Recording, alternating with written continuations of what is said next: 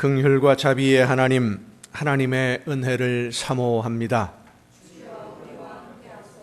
사랑의 주님, 십자가의 공로를 의지하여 나아옵니다. 성령이시여 우리의 속마음을 감찰하시고 살아계시는 성삼위의 하나님, 우리의 예배를 받아주시고 아멘. 자리에 앉으셔서 찬송가 25장 찬송을 함께 부르시겠습니다.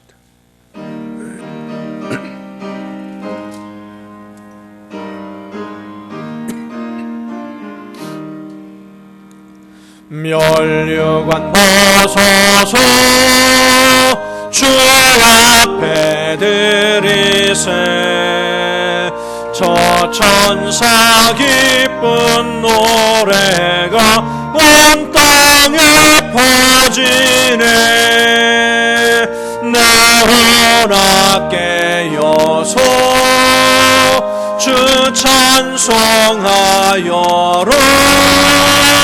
온 백성 죄를 속하신 만왕의 왕일세. 멸류관 벗어서 주 앞에 드리세. 그 손과 몸의 상처가 영광 중 빛나네. 하늘의 천사도 그 영광 보고서 고난의 신비 알고자 늘은 모하도다. 멸류관 벗어서 주 앞에 드리세. 온 세상 전쟁 그치고 참 평화 오겠네. 주 보좌 앞에서 온 백성 엎드려 그 한량없는 영광을 늘 찬송합니다.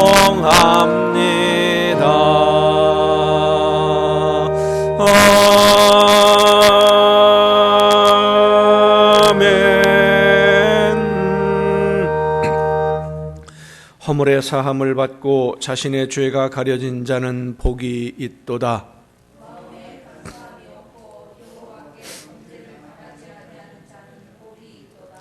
내가 이르기를 내 허물을 여호와께 자복하리라 하고 주께 내 죄를 아뢰고 내 죄악을 숨기지 아니하였더니 곧 주께서 내 죄악을 사하셨나이다.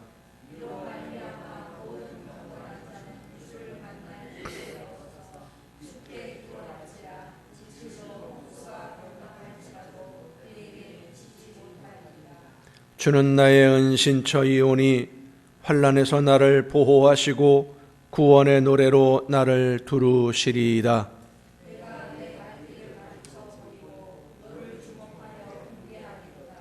악인에게는 많은 슬픔이 있으나 여호와를 신뢰하는 자에게는 인자하심이 두루리로다.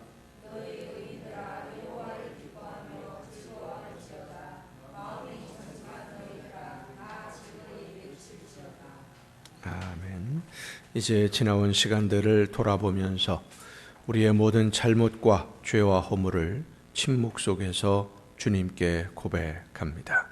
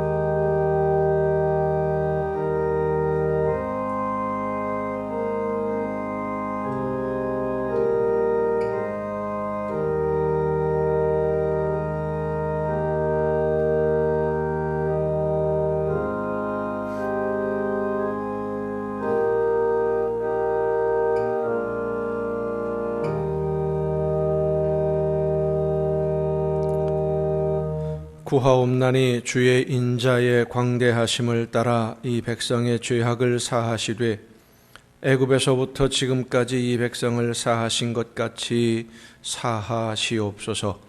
여호와께서 이르시되 내가 내 말대로 사하노라. 아멘. 이 말씀은 우리를 사랑하셔서 우리의 모든 죄를 용서해 주시는 하나님의 말씀입니다. 다 함께 사도신경으로 우리의 신앙을 고백합니다. 나는 전능하신 아버지 하나님, 천지의 창조주를 믿습니다. 나는 그의 유일하신 아들 우리 주 예수 그리스도를 믿습니다. 그는 성령으로 잉태되어 동정녀 마리아에게서 나시고 본디오 빌라도에게 고난을 받아 십자가에 못 박혀 죽으시고 장사된 지 사흘 만에 죽은 자 가운데서 다시 살아나셨으며 하늘에 오르시어 전능하신 아버지 하나님 우편에 앉아 계시다가 거기로부터 살아있는 자와 죽은 자를 심판하러 오십니다.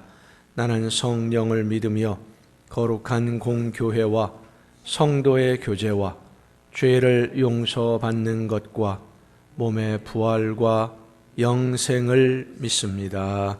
아멘. 다 함께 찬송가 134장 찬송을 함께 부르시겠습니다.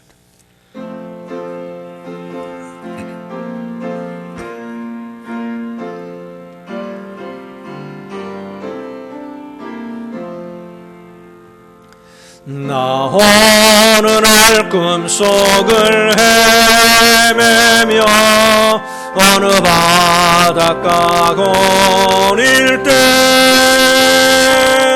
그 갈릴리 오신이 따르는 많은 무리를 보았네.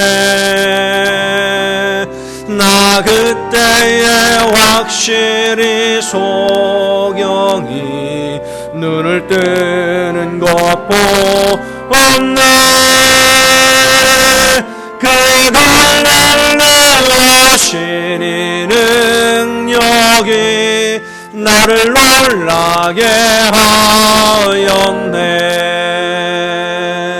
내가 영원히 사모할 주님 참 사랑과 은혜 넘쳐 나 배웠고 그로부터 내 구주로 섬겼네.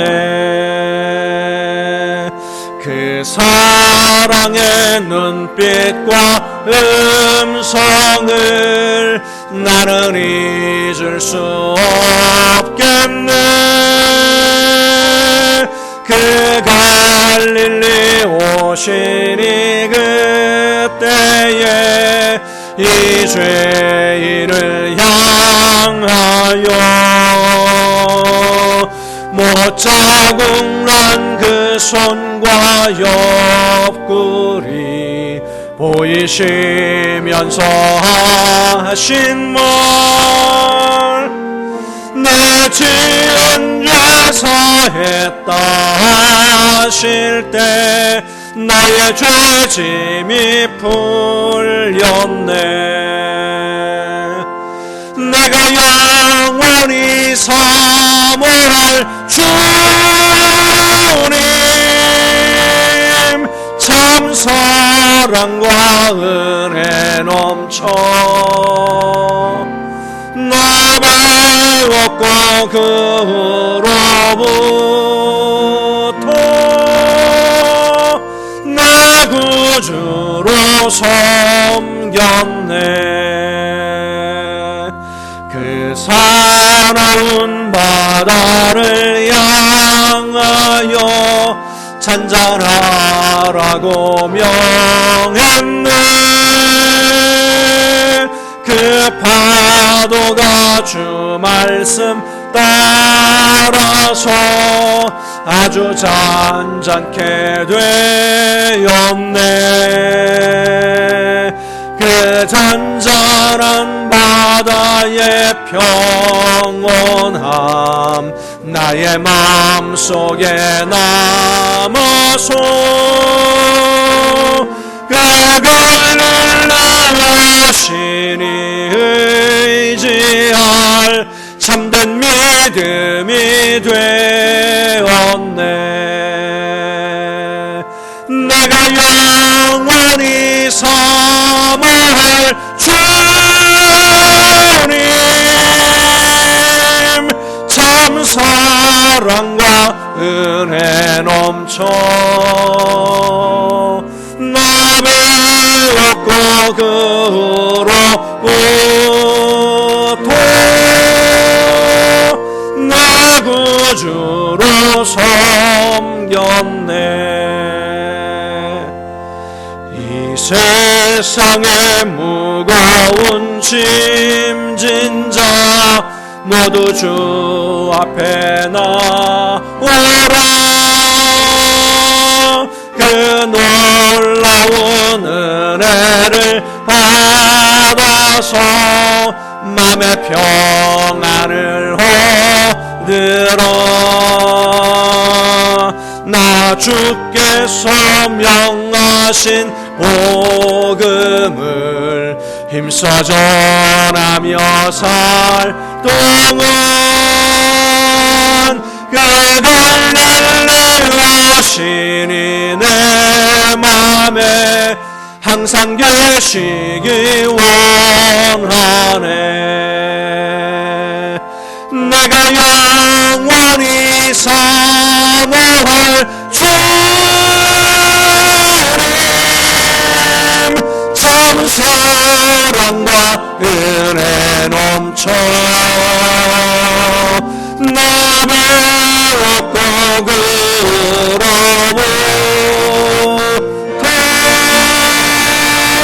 내 구주로 섬겼네.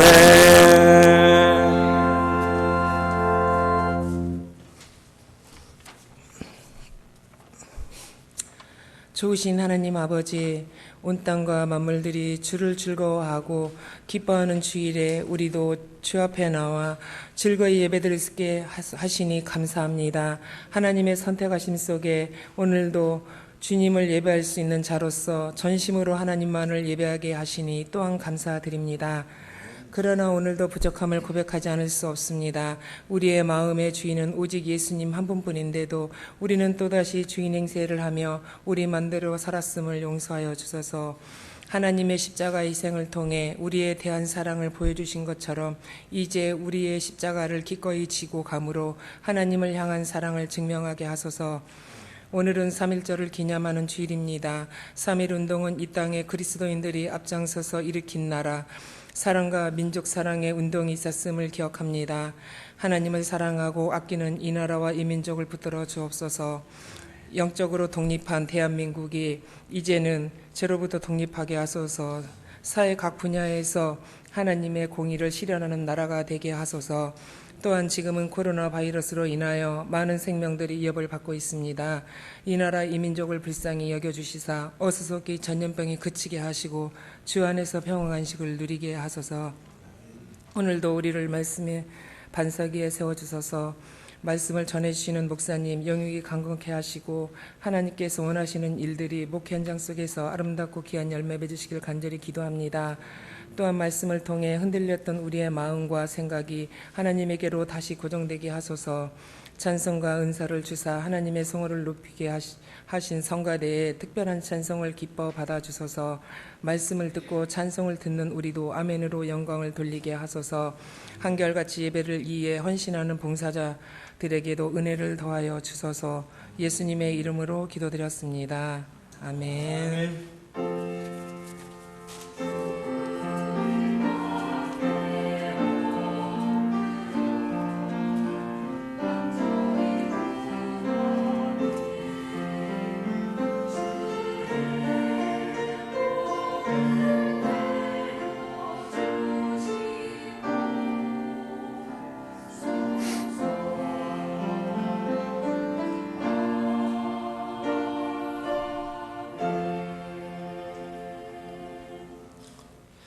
교회 소식을 알려드리겠습니다. 코로나 바이러스 때문에 온 나라가 우리나라뿐만 아니라 전 세계가 지금 어려움을 당하는 중에 있습니다. 하나님의 은혜로 모든 문제가 속히 해결되고 회복될 수 있도록 늘 합심하여 한 마음으로 기도해 주시기를 바랍니다. 바이러스 전염 위험이 진정이 될 때까지 감염 예방을 위해서 주일 오전 예배를 제외한 모든 예배, 모든 모임을 다 중단을 합니다. 속히 이 모든 어려움을 극복하고 함께 모여서 예배할 수 있도록 여러분 기도를 쉬지 마시기를 바랍니다. 바이러스 예방 수칙들이 있죠. 마스크 꼭 착용하시고 외출하고 집에 들어가면 손 씻고 하는 이런 위생 관리 철저히 잘 지켜주시기를 바라고요. 주일 예배 오늘 많이들 못 나오셨는데 못 나오신 분들에게 주일 예배 실황 전체를 동영상으로 제공할 예정이니까 동영상을 통해서 함께 말씀으로 은혜 받으실 수 있도록 그렇게 권면해 주시면 고맙겠습니다. 이번 주 화요일에 인천 동로에 연수 시찰회가 모입니다. 위에서도 기도해 주시면 고맙겠습니다.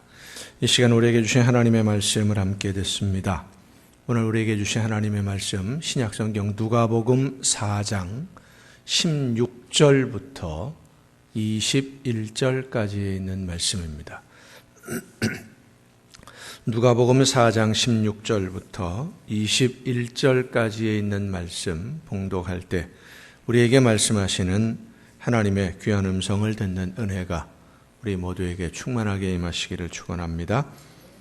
예수께서 그 자라나신 곳 나사렛에 이르사 안식일에 늘 하시던 대로 회당에 들어가사 성경을 읽으려고 서심해 선지자 이사야의 글을 들이거늘 책을 펴서 이렇게 기록된 데를 찾으시니 곧 주의 성령이 내게 임하셨으니 이는 가난한 자에게 복음을 전하게 하시려고 내게 기름을 부으시고 나를 보내사 포로된 자에게 자유를 눈먼 자에게 다시 보게 함을 전파하며 눌린 자를 자유롭게 하고 주의 은혜의 해를 전파하게 하려 하심이라 하였더라.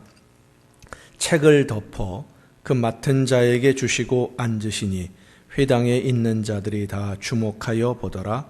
이에 예수께서 그들에게 말씀하시되 이 글이 오늘 너희 귀에 응하였느니라 하시니 아멘. 말씀을 통해 하나님의 귀한 음성을 듣는 은혜가 이 시간 우리 모두에게 충만하게 임하시기를 축원합니다.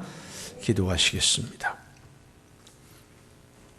저희들을 사랑하시는 아버지 하나님, 오늘도 연약한 저희들의 발걸음을 아버지 앞에 불러주시고 한 마음으로 예배하며 말씀해 주시는 하나님의 음성을 들을 수 있도록 이끌어 주심에 진심으로 감사를 드립니다.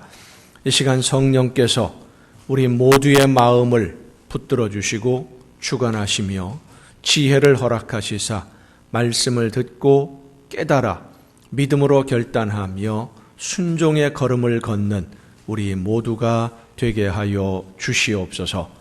연약한 종을 세우셨사오니 성령의 크신 능력과 권능으로 붙들어 주셔서 사람의 모든 연약함을 다 가리우시고 오직 하나님의 말씀만 전달하는 일꾼으로 하나님의 도구로 사용하여 주시옵소서.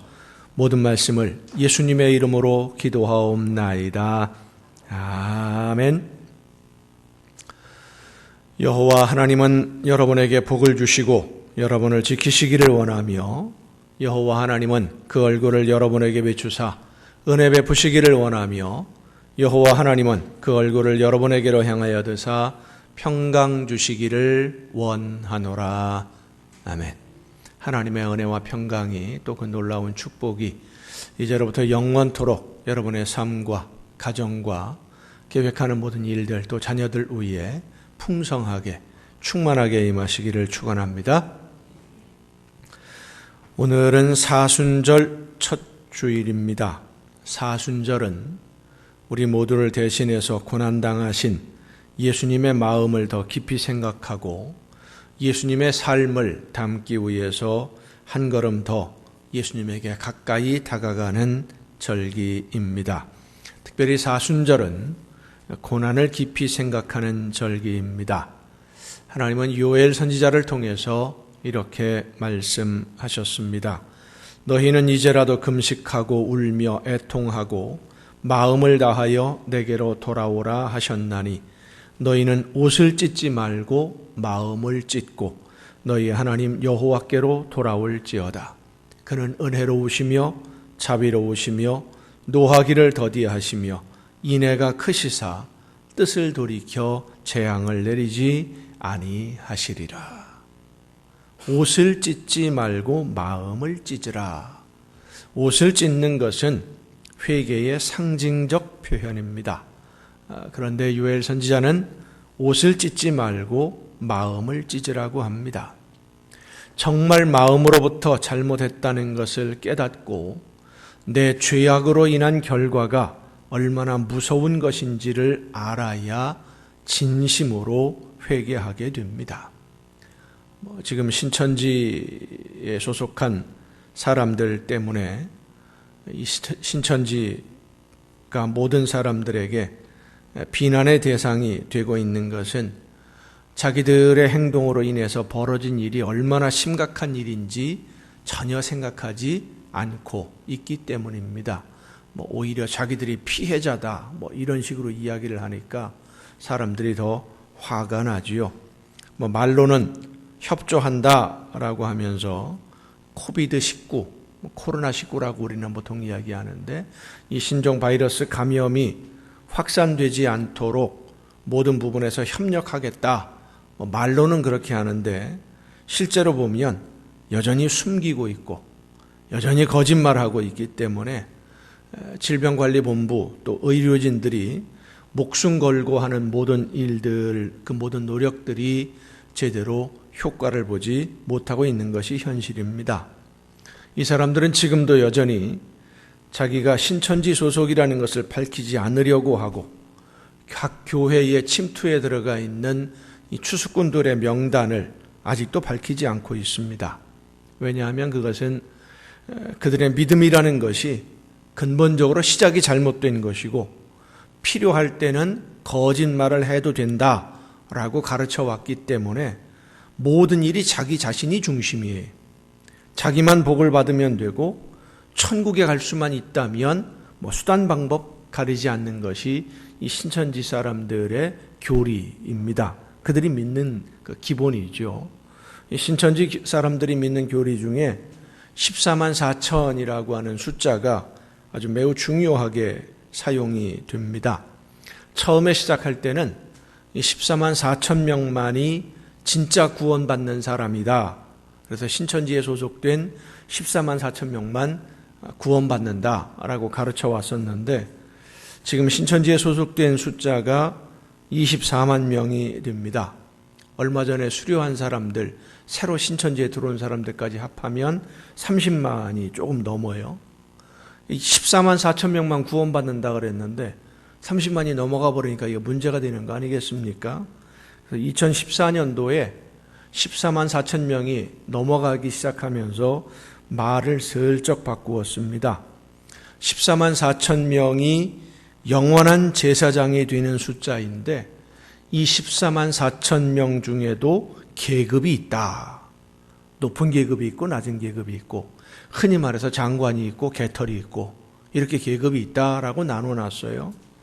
지금 신천지 사람들이 목숨 걸고 가정도 버리고 다 포기하고 집에도 안 들어가고 열심을 내는 이유가 바로 이 계급 때문입니다. 높은 계급에 올라가려고.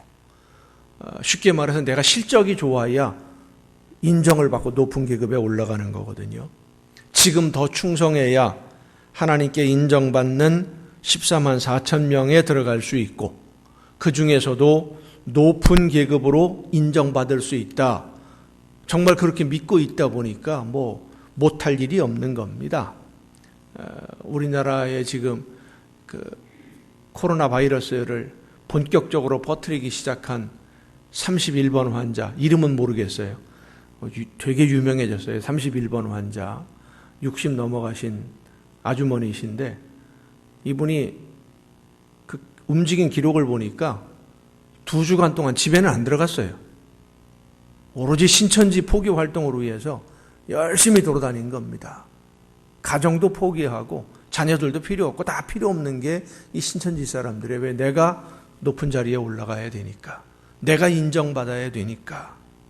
이런 말도 안 되는 이야기를 진리라고 믿으니까, 혹시라도 그 14만 4천 명에서 밀려나면 안 되니까, 그게 두려워서 내가 신천지라는 것을 숨기고 이웃에게, 가족들에게 피해를 입히면서도 그들은 아무런 죄책감을 갖지 않습니다. 당연하다고 생각을 하는 거예요. 출발점이 다르기 때문이죠. 나를 대신해서 고난당하시고 목숨을 주신 예수님의 사랑과 하나님의 은혜에 감사하고 감격해서 오늘 내가 어떻게 살아야만 나를 죽음에서 생명으로 옮겨주신 예수님께 기쁨을 드릴 수 있을까 하는 그 말씀을 듣고 순종하려고 신앙생활하는 사람들과, 내가 1등이 되어서 영원히 부귀영화를 누리기 위해서는 거짓말을 해도 되고 남을 속여도 되고 무엇을 해도 상관이 없다라고 생각하는 사람들의 그들이 말하는 신앙생활 자체가 다를 수밖에 없지요. 올바른 신앙생활은 예수님의 고난이 내 죄악 때문이라는 것을 깨닫고 감사하는 데서 시작이 됩니다. 내가 원하는 것을 얻기 위해서가 아니라 나를 죽음에서 건지시고 자녀로 받아주신 하나님의 사랑에 응답해서 하나님이 원하시는 뜻이 무엇인지를 알고 하나님이 원하시는 뜻을 이루기 위해 내가 어떻게 쓰임받아야 할 것인지를 알기 위해서 성령의 인도하심을 사모하며 성령의 역사하시는 대로 순종하는 삶을 사는 것이 하나님의 나라를 바라보며 살아가는 성도다운 성도의 모습인 줄로 믿으시길 바랍니다. 그래서 우리는 하나님의 말씀을 들어야 됩니다. 사람이 하는 이야기가 아니라 성령의 역사하심으로 나에게 말씀해 주시고 내 심령을 울려주시는 하나님의 음성을 들어야 됩니다. 예수님이 이 세상에 계시면서 가장 중요하게 그리고 가장 많은 관심을 가지고 하신 일이 말씀을 가르치는 일이었습니다. 이스라엘 민족은 오래전부터 하나님의 말씀을 듣고 배우는 민족이었죠. 그런데 예수님이 가르치시는 하나님의 말씀은 다른 율법학자들이나 서기관들과 좀 달랐다라고 성경에 기록하고 있습니다. 마태복음 7장에 보면 예수께서 이 말씀을 마치심에 무리들이 그의 가르치심에 놀라니 이는 그 가르치시는 것이 권위 있는 자와 같고 그들의 서기관들과 같지 아니함일러라 그랬어요. 좀 다르다 그랬어요. 듣는 사람들이 느낀 거예요. 다르다고. 또 마가복음 1장에도 보면 예수님이 안식일에 가버나움의 회당에서 말씀을 가르치시니까 예수님의 가르치시는 것이 권위 있는 자와 같고 서기관들과 같지 않았다라고 합니다. 오늘 본문 말씀에도 보면 예수님이 성경을 읽고 말씀을 가르치는 장면이 나옵니다.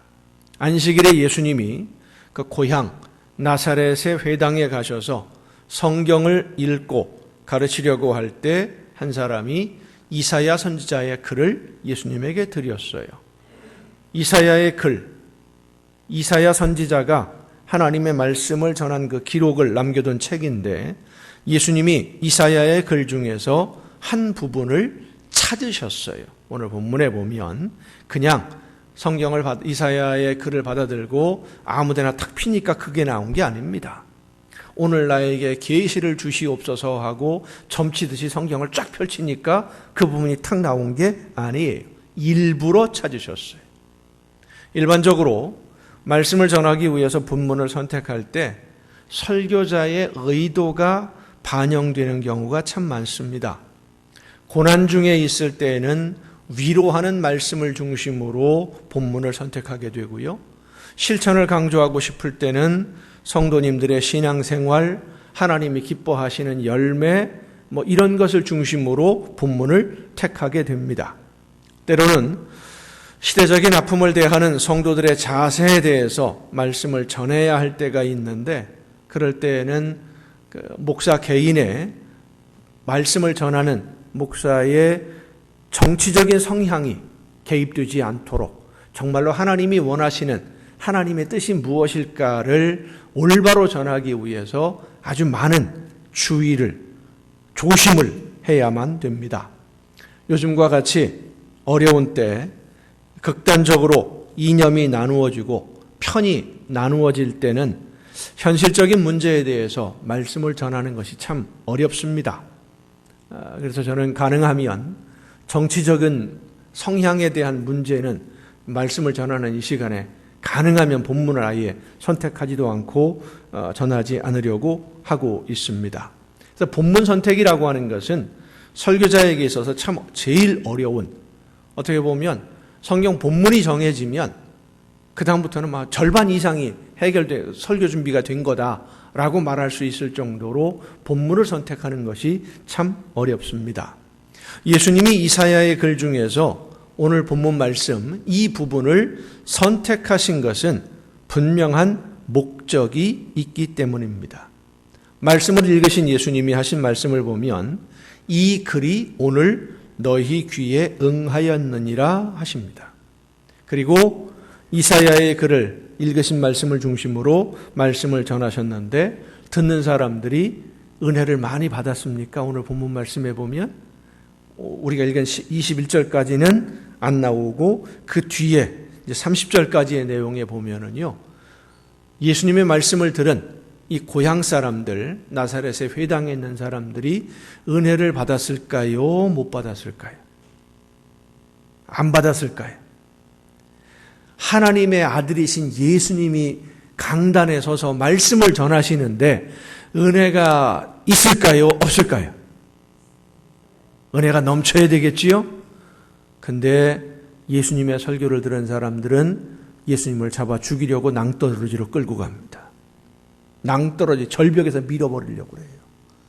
은혜 받은 게 아니라 화가 치밀어 올랐어. 분노했어. 예수님을 죽이려고 했다는 말입니다. 설교를 듣고. 왜 이 사람들이 예수님을 죽이려고 했을까? 예수님이 읽으신 이사야의 본문은 메시아가 오셨을 때 일어날 일을 기록한 것으로 유대인들이 알고 있던 본문 말씀입니다.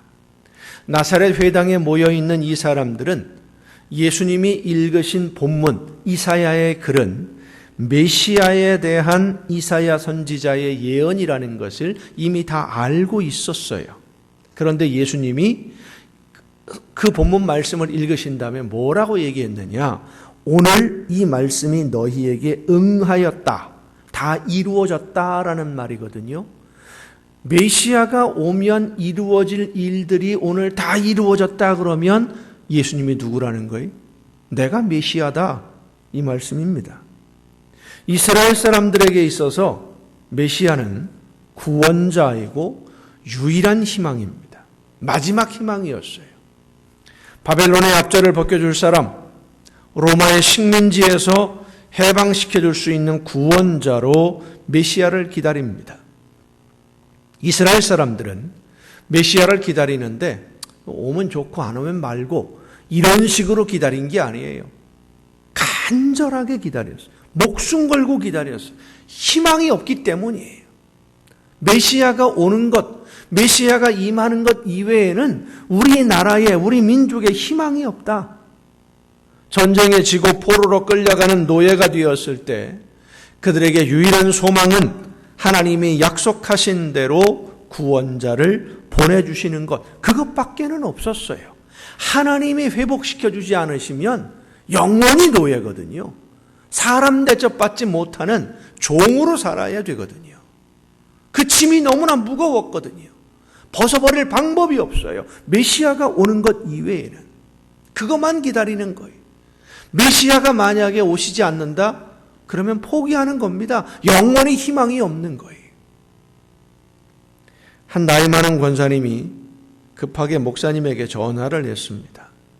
손자가 식중독에 걸려서 많이 힘들어하는데 빨리 좀 오셔서 목사님 기도 좀 해주세요. 목사님이 달려가면서 식중독이면 119를 부르든지 해야지 왜 목사를 불러서 기도를 해달라고 하나 하면서도 개척교회를 열심히 섬기는 권사님이 워낙 다급하게 부르시니까 막 달려갔어요. 집에 들어가 보니까 건장한 고등학생 하나가 정신을 잃고 침대에 누워 있습니다. 흰자 위만 남은 눈동자가 이미 다 풀려버렸고 온몸이 땀에 젖어서 몸이 경련을 일으키면서 숨을 가쁘게 몰아쉬는 거예요. 헐떡헐떡 숨이 꼴딱 넘어갈 것 같아요. 식중독이 얼마나 심하면 이 정도까지 됐나. 손을 얹고 목사님이 기도를 시작을 했는데 전혀 차도는 없고 점점 상태는 악화되는 거죠. 옆에서는 할머니 권사님이 울면서 손자 좀 살려달라고 함께 기도하고 있으니 이 목사님이 기도를 그만둘 수도 없고 중간에 그칠 수도 없고 간절하게 기도를 하는데 1시간이 훌쩍 넘어갔어요.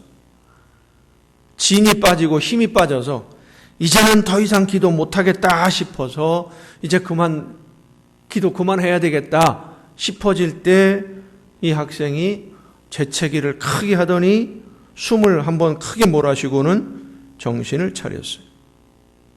나중에 알고 보니까 이 학생이 식중독이 아니라 농약을 마신 겁니다. 아버지하고 다투다가 성질이 급했는지 급한 성질에 화가 나서 농약을 마시고는 쓰러졌는데 병원에 실려갔어요. 119에 실려갔는데 응급조치는 했습니다마는 속이 다 상하고 농약이 다 온몸에 퍼져서 중독이 되어서 희망이 없으니까 집에 가라. 그래가지고 집에 온 거예요. 이 손자를 데리고. 오자마자 이 할머니 권사님이 목사님에게 연락을 했어요. 다른 방법이 없으니까. 농약 중독이라고 하면 목사님이 기도하다가 포기할까 싶어서 식중독이라고 거짓말을 하고는 옆에서 내 손자 살려달라고 목숨 걸고 하나님께 매달린 겁니다. 다른 방법이 없으니까.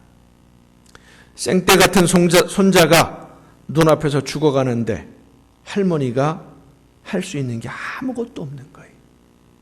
차라리 내 목숨이라도 가져가시고 이 아이만은 제발 살려달라 매달렸어요. 이스라엘 민족에게 메시아는 바로 그런 심정으로 기다리는 구원자였습니다. 식민지 노예 생활, 억울한 일이 너무 많은데 이 억울함을 풀 방법이 없어요. 종으로서 식민지 지배를 받다 보니까 고통스럽고 짐이 너무나 무거워서 힘에 겨워서 다 벗고 싶은데 어떻게 해볼 방법이 전혀 없는 거예요. 오직 한 가지, 하나님이 선지자들에게 말씀해 주신 그대로 우리가 회개하고 하나님의 말씀대로 바르게 돌아서면 하나님이 우리나라를, 이 유대 민족을, 이스라엘을 긍휼히 여기셔서 메시아를 보내주실 것인데 그 메시아가 오면 우리를 해방시켜 줄 것이고 회복시켜서 다윗이 다스리던 때처럼 평화와 번영을 누릴 수 있는 날이 반드시 온다라는 그 소망, 그 약속을 믿는 소망이 모든 아픔을 견디는 유대인들의 유일한 힘이었어요. 마지막 소망이에요. 그런데 예수님이 그 메시아에 대한 선지자 글을 읽으시고는 하시는 말씀이 오늘 너희에게 이 말씀이 응했다라는 것은 하나님이 보내신 메시아가 오셨다는 얘기인데 메시아가 왔는데 변한 게 있습니까? 여전히 노예예요. 여전히 식민지 지배를 받고 있어요. 여전히 억울한 일은 그대로 있고요. 고통 그대로 받고 있고요. 짐이 너무나 무거워요. 도대체 그 메시아가 누구냐? 메시아가 왔으면 뭔가 좀 일을 해야지. 유대인들이 기대했던 대로라면 메시아가 왔으니 로마의 식민지에서 해방이 되었어야 되는 거 아니겠습니까? 예수님이 이스라엘 민족이 기다리는 메시아라면 해방을 위해서 로마와 전쟁을 시작하든지 정치적으로 해결을 하든지 독립을 위해서 뭔가를 해야 되는데 그런 움직임은 전혀 없어요. 그런데 내가 메시아다. 메시아로 일은 안 하면서 메시아 대접만 받으려고 하면, 그리고 메시아가 오면 모든 문제가 해결될 거라고 생각을 했는데 아무것도 해결된 건 없고 그들이 받는 그 상실감, 억울함, 말로 표현할 수가 없는 거지요. 더욱이 이스라엘은 신정국가입니다. 하나님을 믿는 신앙으로 다스려지는 나라인데 자칭 하나님이 보내신 하나님의 기름 부음을 받은 사람이라고 하는 그 사람이 나타나서 그들이 알고 있는 대로 하나님의 말씀을 이루기 위해 일하지 않는다면, 자기들이 알고 있는 대로 따라 살지 않는다면 이건 그대로 두고 볼 수가 없는 겁니다. 그래서 예수님의 말을 듣던 회당에 있던 마을 사람들이 예수님을 죽이려고 한 거예요. 예수님의 생애는 처음부터, 시작할 때부터 순탄하지 않았습니다. 태어나자마자 헤롯을 피해 애굽으로 도망가게 된 것 말고도 공생애를 시작하자마자 같은 마을 사람들이, 옆집 사람들이 죽이려고 달려드는 거예요. 어떤 큰 일을 할 때는, 어려운 일이 있으면 좀 실수가 있어도 가까운 사람들이 믿어주고 도와주고 힘이 되어주고 한편이 되어주어야만 그 일들을 감당해낼 수 있지 않겠습니까? 1597년 2월 26일에 삼도 수군 통제사였던 이순신 장군이 한산도 진영에서 체포되어서 한양으로 압송이 됐습니다. 죄목이 뭐냐면요, 조정을 속이고 임금을 업신여긴 죄, 적을 쫓아가 치지 아니하여 나라를 등진 죄, 남의 공을 가로채고 모함한 죄, 한없이 방자하고 거리낌이 없는 죄, 이런 죄목으로 고소를 당하고 재판에 넘겨졌어요. 왜 그랬느냐 하면 부산포에 일본의 해군이 들어오니까 부산포로 군대를 이끌고 가서 일본 해군을 물리쳐라 라고 하는 조정의 명령을 이순신 장군이 거부했기 때문입니다.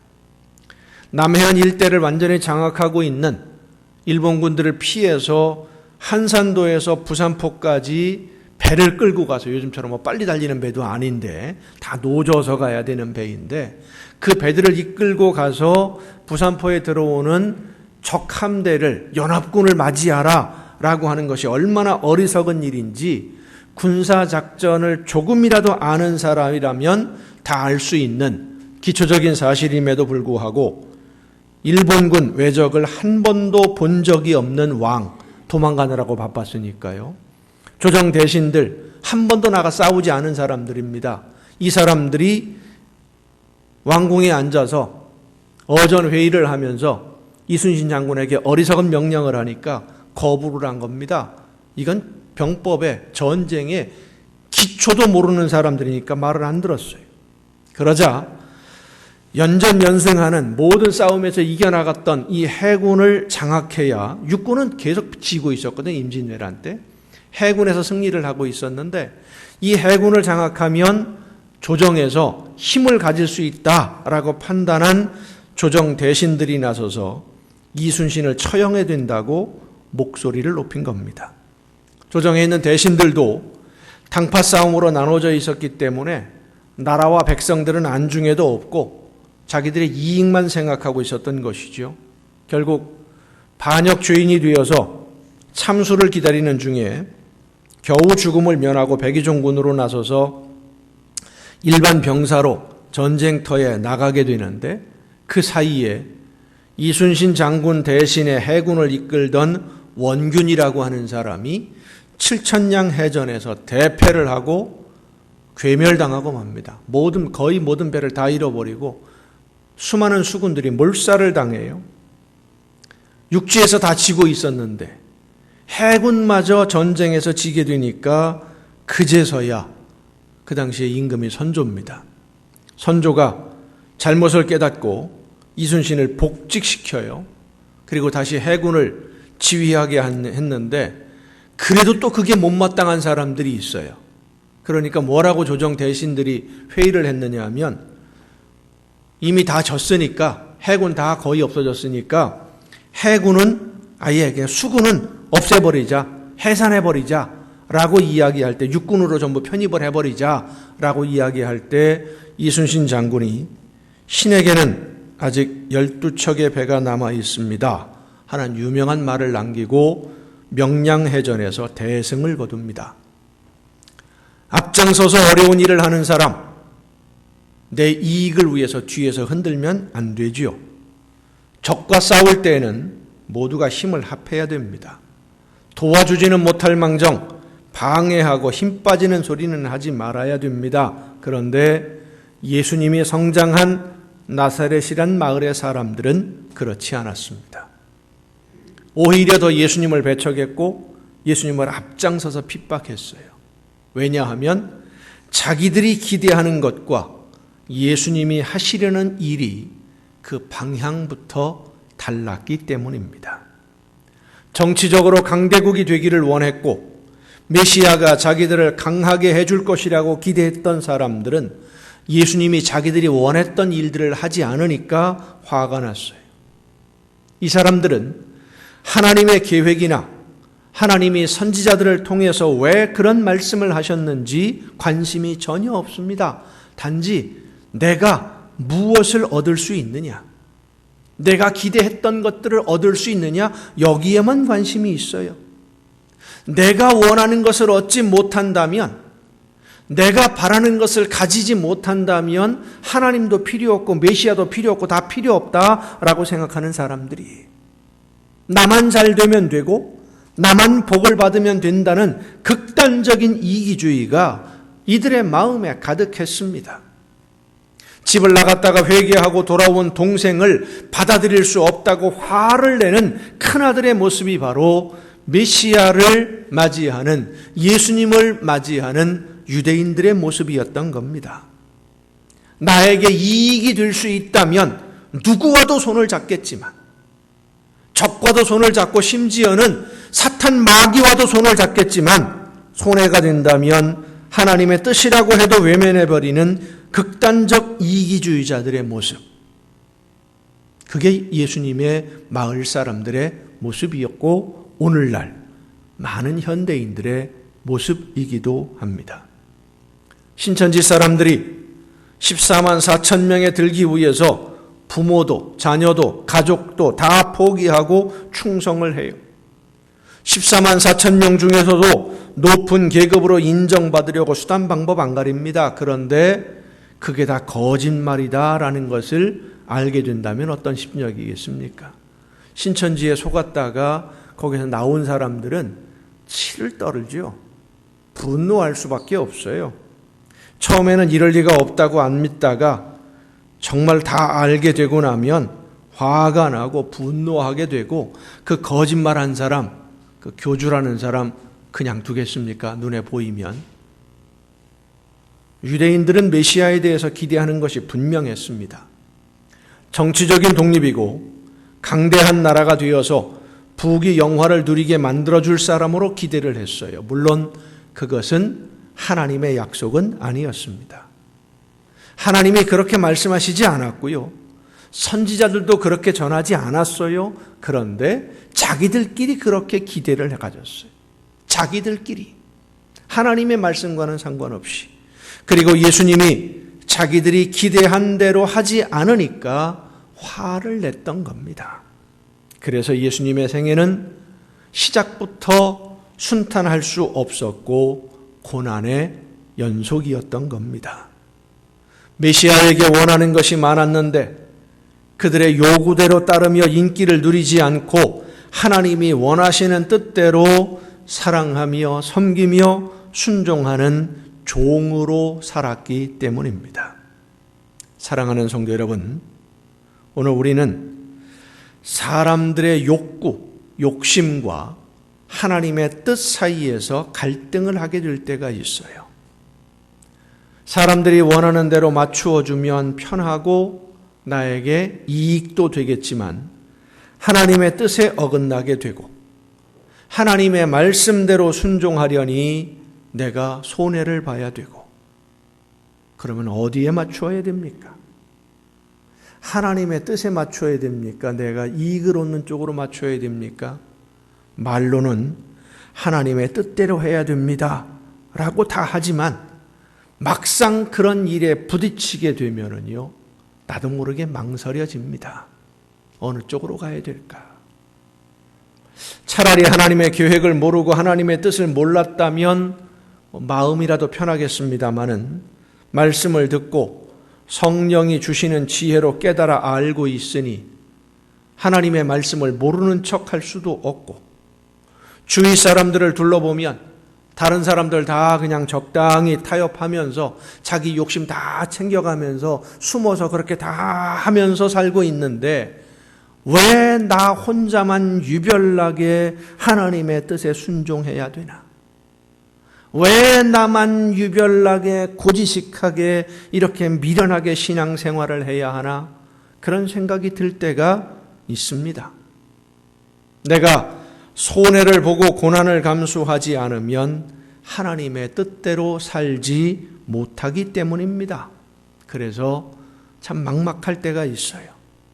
힘들고 어려운데 타협할 수 없으니까 이게 더 답답한 거예요. 그러나 여러분, 한 가지만 생각합시다. 하나님이 기뻐하시는 뜻대로 순종하는 과정에서 고난을 마주하게 된다 할지라도 예수님 생각하면서 고난을 두려워하지 말고 담대하게 맞서 견디면 성령께서 이길 수 있도록 힘을 주시는 줄로 믿으시길 바랍니다. 함께 해 주십니다. 이 세상에서 혹시 손해볼 수도 있습니다. 그것이 나중에도 복구되지 않을 수도 있어요. 영원히 손해볼 수도 있습니다. 세상에서는. 자녀들에게까지도 아픔을 줄 수도 있습니다. 그러나 하나님이 인정하심을 믿으시길 바랍니다. 영원한 하나님의 나라에서 하나님이 하나님의 말씀대로 순종하는 자녀들을 품에 안아주시고 인정해 주십니다. 세상 사람들은 알아주지 않아도 하나님이 알아주십니다. 그러면 족한 것 아니겠습니까? 하나님이 나를 알아주신다면, 하나님이 내 믿음을 알아주시고 하나님이 내 순종을 기억해 주신다면 그러면 족한 것 아니겠습니까? 사랑하는 성도 여러분, 오늘이 사순절 첫 주일입니다. 사순절은 예수님의 고난을 기억하는 절기입니다. 왜 예수님이 고난을 당해야만 했는지, 오늘 우리가 예수님의 뒤를 따라가며 예수님을 닮는다는 것이 어떻게 살아가는 것인지 깊이 묵상하고 실천하는 절기가 되었으면 좋겠습니다.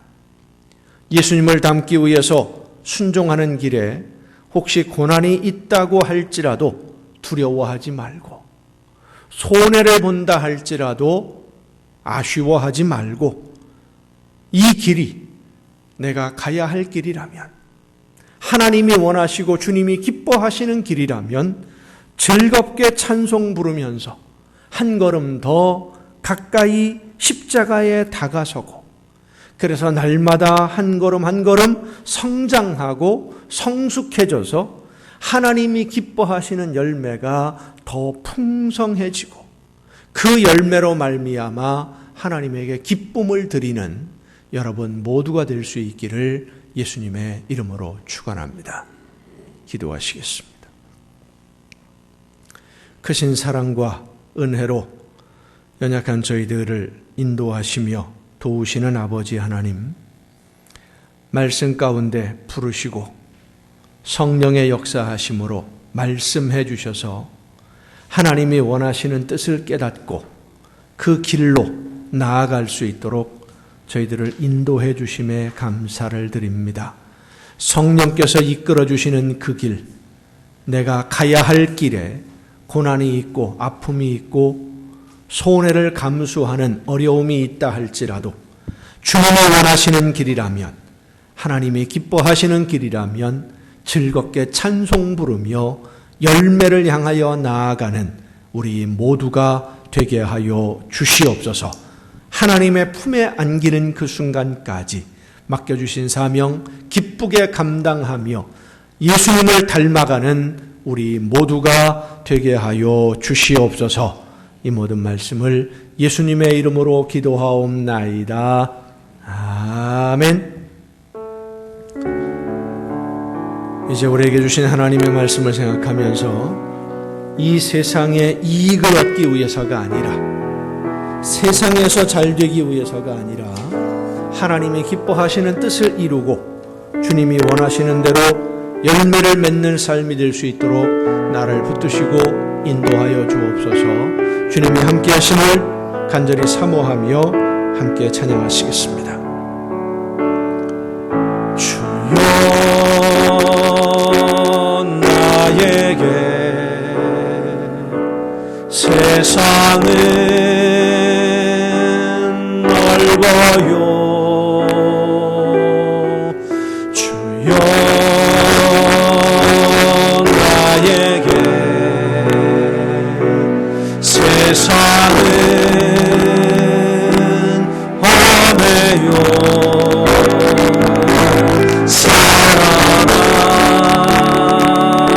사랑의 주여 내 곁에 오셔서 세상 가는 길 지켜주소서.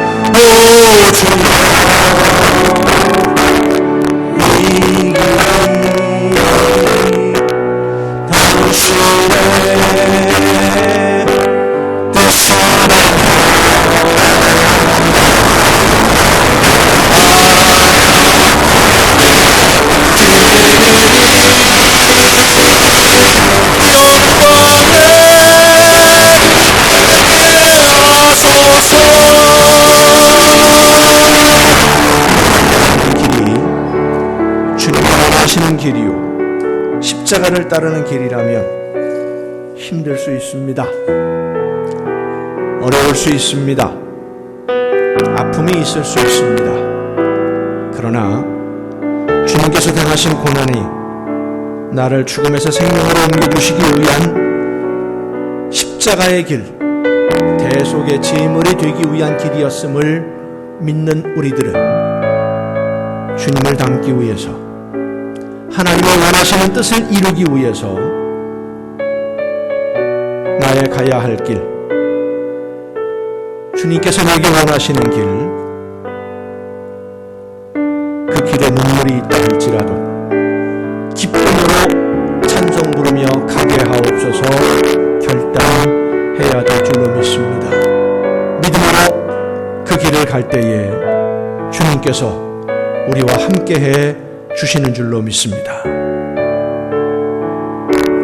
주의 길 가는 동안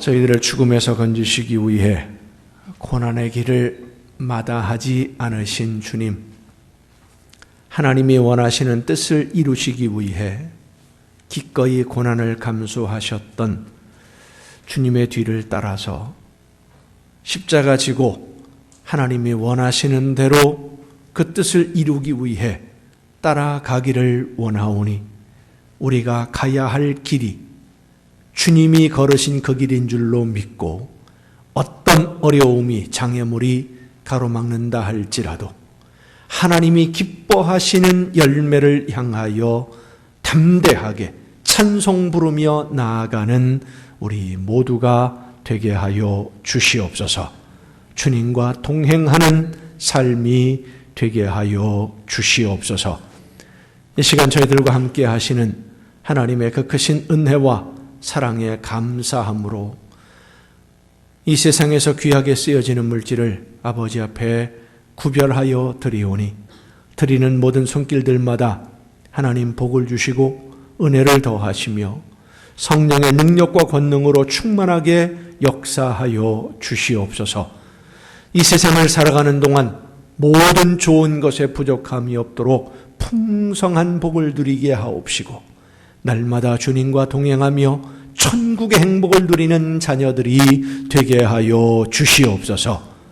주님께서 원하시는 길을 갈 때에 날마다 그 마음에 기쁨이 넘쳐 찬송 부르며 아름다운 열매를 맺는 삶으로 나아가는 복된 가정들이 되게 하여 주시옵소서.